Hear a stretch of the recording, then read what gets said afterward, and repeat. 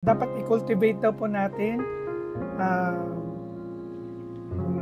kumbaga hindi tayo titigil na hindi gawin ng mga bagay na to. Cultivating a positive and godly mindset.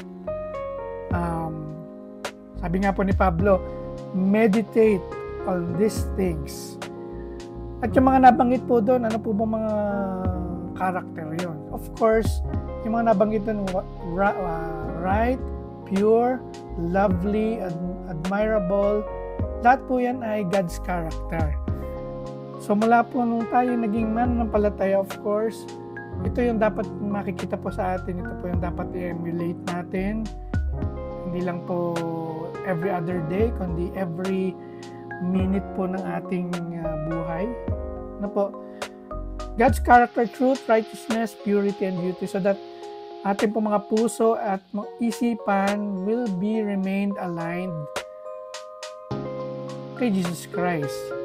So sa pamagitan po nito, of course, alam na naman po natin, natutunan na natin po yan, na pag ginawa po natin mga bagay na to, ay 150%